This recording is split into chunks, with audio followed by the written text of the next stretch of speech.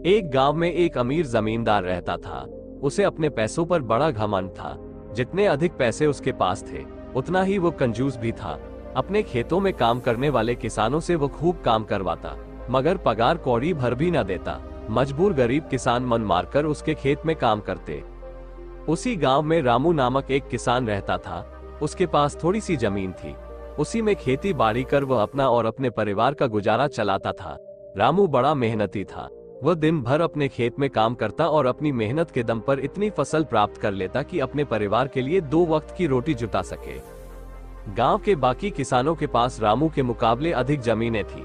वे रामू की मेहनत देखकर हैरान होते कि कैसे इतनी सी जमीन में वह इतनी फसल उगा लेता है। एक साल गांव में भयंकर सूखा पड़ा। बिना बारिश के खेत खलिहान सूखने लगे। गरीब किसानों के पास सिंचाई की कोई व्यवस्था न थी। वे सिंचाई के लिए बारिश पर ही निर्भर थे, इसलिए उनकी सारी फसल बर्बाद हो गई। रामू के साथ भी यही हुआ। अपने छोटे से खेत में वह किसी तरह अपने परिवार का पालन पोषण कर रहा था। अब उनके सामने भूखे मरने की नौबत आ गई। मजबूरी के कारण वह गांव के जमींदार के पास कर्ज मांगने गया। जमींदार कंजूस तो था। उसने सोचा कि यदि उसने रामू को पैसे दिए तो ये लौटा तो पाएगा नहीं, इसलिए इसे अपने खेत में काम पर लगा लेता हूँ। मेहनती तो ये है ही और मजबूर भी, कम पैसों में दुगुनी मेहनत करवाऊंगा। उसने रामू से कहा, देख रामू, मैं तुझे कर्ज तो दे नहीं सकता, लेकिन तेरी इतनी मदद कर सकता हूँ कि तुझे अपने खेत में काम पर रख लूं। तुझे महीने के 1000 रुपए दे दिया करूंगा। रामू बोला, पर मालिक दूसरे किसान तो 2000 पाते हैं। जमींदार बोला, करना है तो कर, वरना मेरे पास किसानों की कमी नहीं। मजबूर रामू क्या करता, हामी भरकर घर लौट आया। अगले दिन से जमींदार के खेत में काम करने लगा। मेहनती तो वह था ही, वो खूब मेहनत और लगन से काम करता। उसने 4 महीने का काम 2 महीने में ही कर दिया। ये देख जमींदार बहुत खुश हुआ, लेकिन इसके मन में मक्कारी जाग उठी।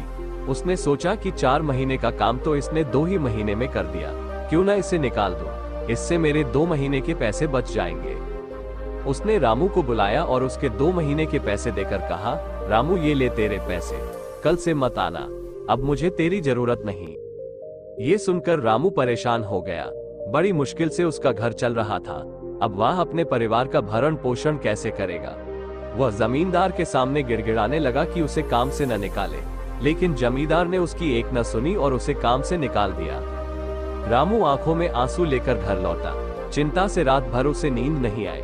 सुबह उठकर उसने फैसला किया कि वो फिर से जमींदार के पास जाएगा और उससे विनती करेगा कि उसे वापस काम पर रख ले। वो जमींदार के घर के सामने जाकर बैठ गया। सुबह उठकर जाट जमींदार अपने घर से बाहर निकला तो रामू को घर के सामने बैठा हुआ देखा। उसने रामू से पूछा, क्या हुआ रामू, क्यों आया है?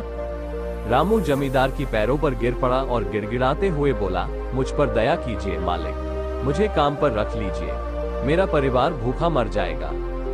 जमींदार ने उसकी एक न सुनी और उसे धक्के मार के वहां से निकाल दिया। रामू उस समय तो वहां से चला गया, लेकिन अगली सुबह फिर सेठ के घर के सामने जाकर बैठ गया। जमींदार ने उसे फिर बुरा भला कहकर भगा दिया। अब से रोज यही क्रम चलने लगा। रामू रोज जमींदार के घर के सामने जाकर बैठ जाता और जमींदार उसे भगा देता। पूरे गांव में इस बात की चर्चा होने लगी। सब जमींदार को भला बुरा कहने लगे। तंग आकर जमींदार ने सोचा कि क्यों ना कुछ दिन परिवार सहित दूसरे गांव चला जाऊं। मुझे घर पर ना देखकर रामू यहाँ आना बंद कर देगा। अगले दिन वो परिवार सहित दूसरे गांव अपने रिश्तेदार के घर चला गया। 10-15 दिन रिश्तेदार के घर रहने के बाद जब वो अपने घर लौटा तो मोहन को अपने घर के सामने बैठा नहीं पाया।